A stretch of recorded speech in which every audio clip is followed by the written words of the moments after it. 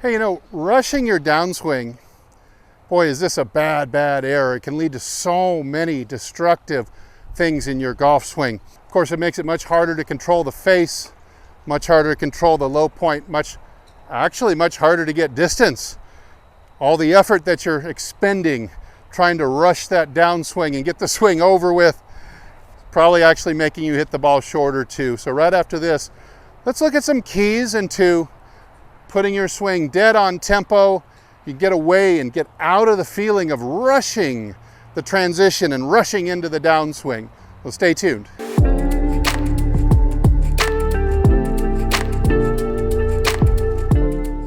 Hey, this is Steve with HitItLonger.com. I continue on my journey to hit the ball longer and straighter from tee to green than I ever have before.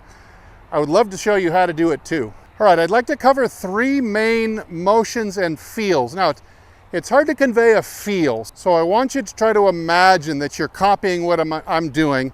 I've got an orange whip here. I think this is one of the best things, one of the best tools you could possibly get to help you get out of rushing or getting your backswing short and then having a very quick transition. These are available on my website, HitItLonger.com. Head over to the Pro Shop and you can pick one up if you think it's going to help you, and this video shows you that it can. So let's cover three ideas here. Number one is the start of the downswing. I want you to make sure that the first move that you do has nothing to do with the hands or the arms pulling.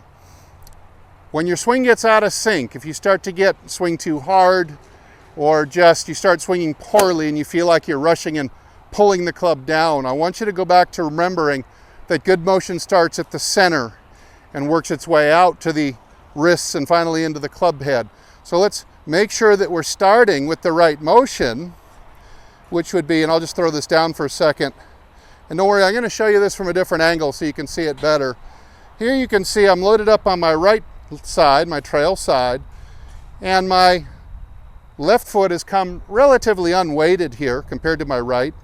My left butt cheek has come off the chair as it orbits down and around the raising right hip.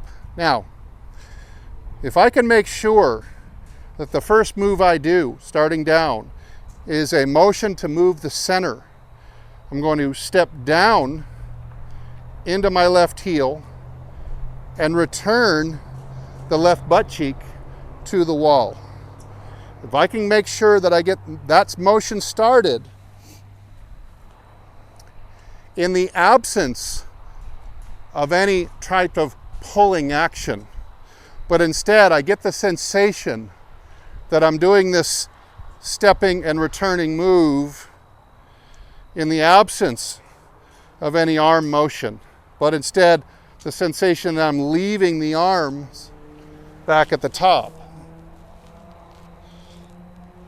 You see, that will stimulate your torso to start rotating, and of course your arms are connected and the club will start to fall around the arc in front of you just from that motion alone. So if you can get that far, the sensation that either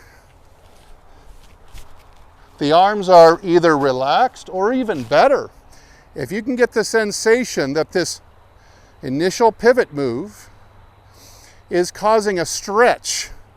Let me show you what I mean.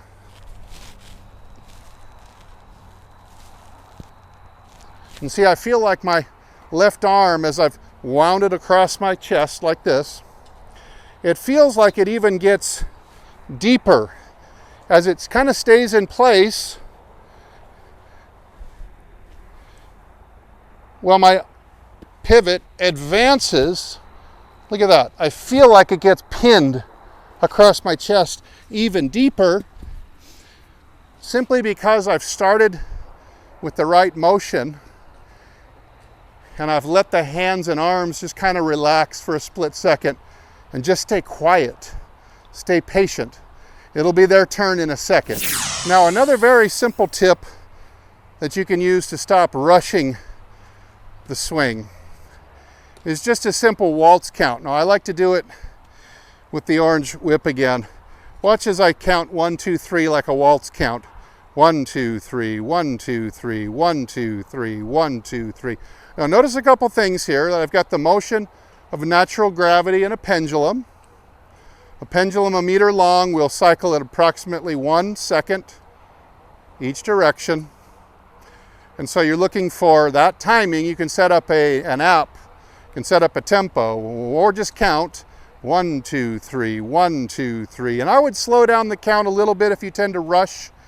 And I tend to overdo it on the range and tend to be slow. Now, you can also notice about this is that the shaft of the club never bends because gravity is pulling outwards on this as it goes around the circle.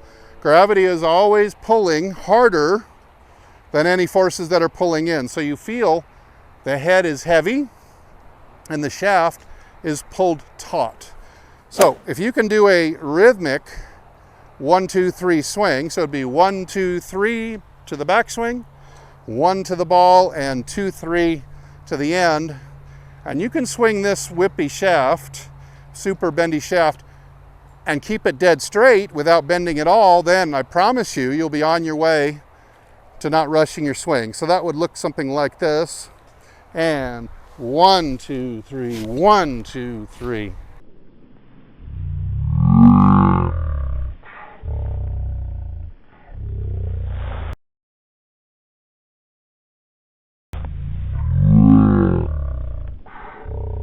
One, two, three.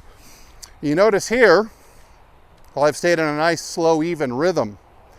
You look back at that club in slow motion again, and you could really see, other than the droop at the top of the swing, which would be very natural, once my club starts to return, I'm already building up the outward seeking force on the orange ball, causing the shaft to be pulled into a taut position.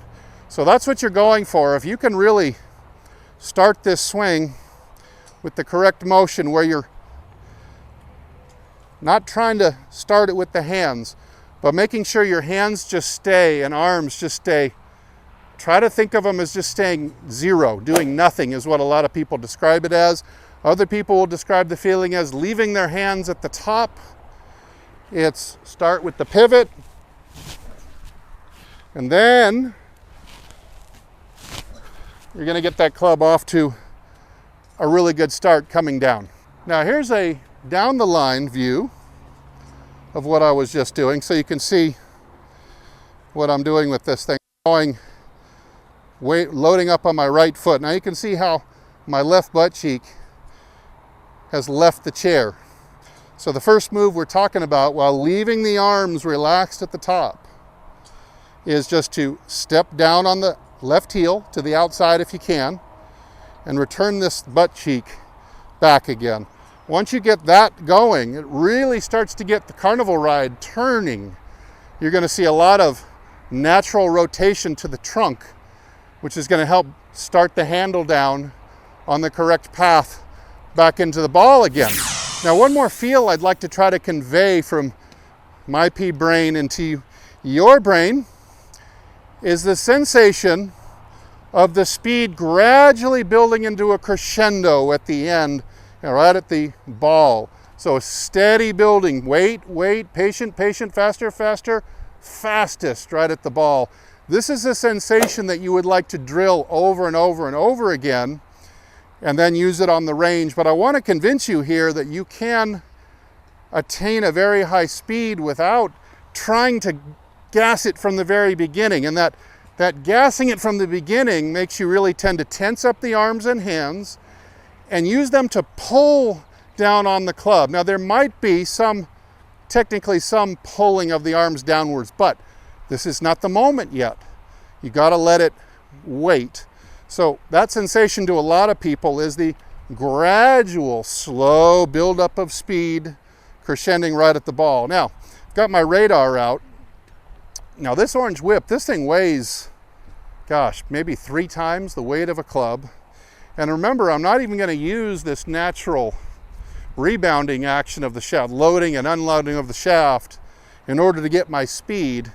But I'm going to go through the sensation of creating kind of slow, gradual speed and just show you how fast I can get this thing going. Now, My record's about 108 or 110 miles an hour with this thing, and if you pick it up, you realize it's a pretty good feat to swing it that fast, but I'm doing it with the shaft straight. So I'll read some of these readings off to you. I'm gonna start slow.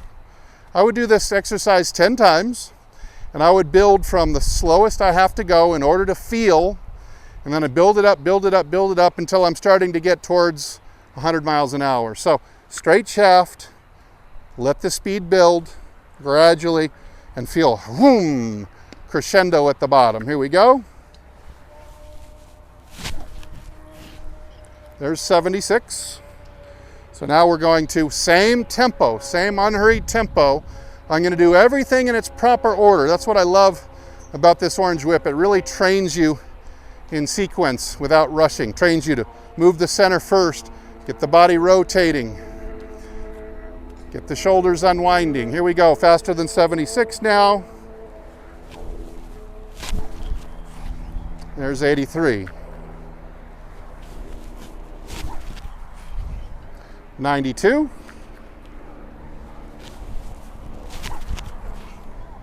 94, and one more going for 100. Close enough. So you can see in those swings, even looking at a slow-mo of the fastest one, the club shaft is being pulled outwards. So I am starting with the correct move of the pivot to start down, allowing my arms to stay at the top and feel like they contribute nothing at first. Then I slowly start to feel the crescendo or build-up. But what I'm feeling is throwing the club out away from me and feeling it pulling on my arms out away from me. I want all my forces that I'm trying to apply to be out around the circle. When we tend to rush, we tend to pull down early, and we tend to pull more inwards or downwards or towards the ball, but not out and around on the proper wide arc. You see, if I were to try doing that, the shafts have bent so much that the ball hit me right in the square of the back. So that's why this is such a great tool.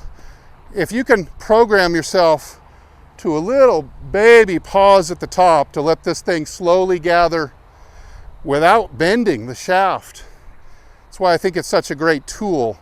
So hopefully some of these feels, ideas, concepts, motions will help you get started. Maybe just one of them is going to be your breakthrough in how to get your swing so nicely in tempo, so smooth and even and rhythmic, that it will start holding up in that member guest or that club championship, where you get to crunch time, where usually you start to get a little short and quick. Instead, you're going to be long and syrupy. Say somebody like a Fred Couples or a Payne Stewart, guys that look like they could just hit the ball forever, but they looked like they were so unhurried. Never any rushing to their swings, was there? So as usual, leave any questions down in the comments below, or if you have any thoughts about some of these feels I'm trying to give you. I'm Steve. Head over to my website, hititlonger.com, where you're going to get lots more great video tips and articles that I'm sure are going to help you cut your handicap. As usual, I'll either see you in the next video or I'll see you longer and straighter down the fairway. Everybody take good care.